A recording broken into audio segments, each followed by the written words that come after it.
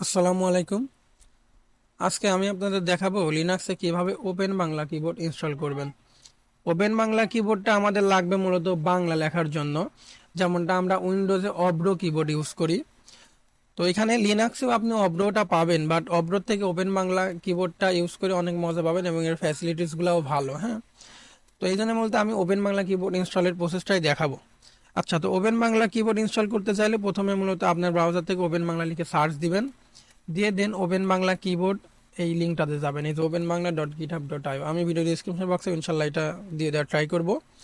এরপরে মূলত এখানে ওপেন বাংলা সম্পর্কে কিছু এখানে বিস্তারিত বলবে আর কি।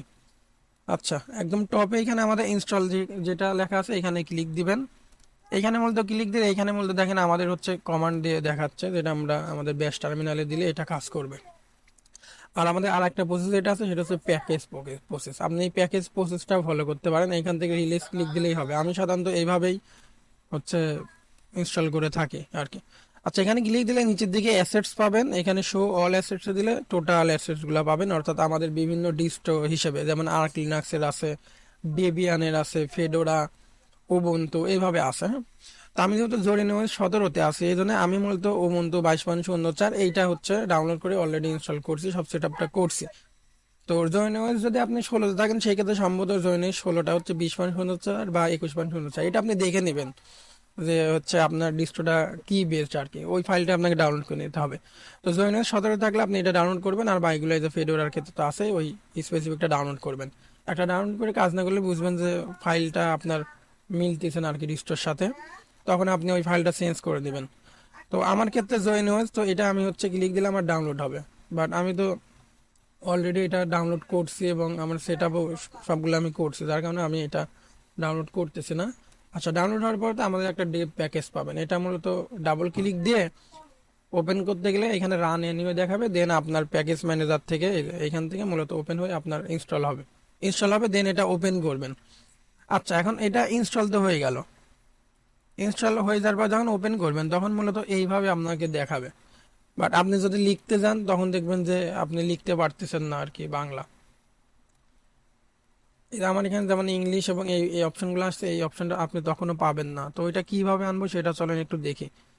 ওইটার জন্য আপনি যাবেন এই যে সেটিংসে, সেটিংস থেকে এইখানে আপনি শুধু ইংলিশ দেখবেন, এইখানে বাংলাটা দেখবেন না। হ্যাঁ, তো এইখানে ক্লিক দিবেন, ক্লিক দেওয়ার পরে মূলত যখন বাংলাতে ক্লিক দিবেন তখন এই ওপেন বাংলা কিবোর্ড আপনি প্রথম অবস্থাতে পাবেন না, এটা দেখবেন যে মিসিং। তো এটার জন্য আপনাকে যেটা করতে হবে, আপনার এইখান থেকে মূলত আপনি একবার লগ আউট দিবেন বা সাইন আউট দিবেন। হ্যাঁ, রিস্টার্ট করবেন, রিস্টার্ট করার পরে মূলত যখন আপনি আবার অ্যাড করতে যাবেন তখন দেখবেন যে আপনার দেখাচ্ছে এখান থেকে, তখন যখন অ্যাড করতে যাবেন দেন বাংলা দিলেই দেখবেন যে ওপেন বাংলা কিবোর্ডটা দেখাচ্ছে। আচ্ছা, এখন মূলত আপনি যেটা হবে এরপরে আপনি এখান থেকে ইংলিশ এবং বাংলা এভাবে সিলেক্ট করে করে লিখতে পারবেন। ধরেন আমি বাংলা সিলেক্ট করে এখানে যদি আমি লিখতে চাই, আমি এতে দেখেন হইলো। কিন্তু সমস্যা যেটা সেটা হচ্ছে যে আমাদের এইখান থেকে ক্লিক দিয়ে দিয়ে তো কাজ করাটা সমস্যা। হ্যাঁ, তো এইখান থেকে আমরা যেমন অব্র কিবোর্ডের ক্ষেত্রে আমরা কি করি, একটা শর্টকাট কি ব্যবহার করি, যেমন F12টা আমরা সেট করে দেই, যে F12 ক্লিক দিলে আমাদের চেঞ্জ হবে। বাট এখানে এইটার জন্য আপনাকে আগে সেটিংস করে নিতে হবে। আমারটা যদি দেখবেন যে এই যে আমার এইটা কিন্তু চেঞ্জ, আমি সেটিংসটা কিন্তু অন করে রাখছি। ইংলিশে গেলে ইংলিশে চলে যাব, বাংলাতে গেলে বাংলাতে চলে যাব। তো এটা কিভাবে করবেন সেটাও চলেন দেখি। তো এটার জন্য মূলত আমাদের আবার ওই সেটিংসে যাইতে হবে, দেন এই কিবোর্ড অপশন থেকেই মূলত দেখবেন শর্টকাট অপশনটা কোথায় আছে, এটা ডিস্ট্রো ভেদে আলাদা আলাদা জায়গায় থাকতে পারে আর কি। দেন এখান থেকে কাস্টমাইজ শর্টকাটে গিয়ে মূলত যাবেন টাইপিং, এই যে টাইপিং এ। আচ্ছা, টাইপিং যাওয়ার পর দেখেন দেখা যাচ্ছে switch to next input source. Next input সোর্সটা আমরা যে সুইচ করবো সেটা কিভাবে করবো, এটা মূলত বাই ডিফল্ট স্পেস বার থাকে জয়েনের ক্ষেত্রে, এখানে স্পেস বার এবং কি যেন একটা থাকে।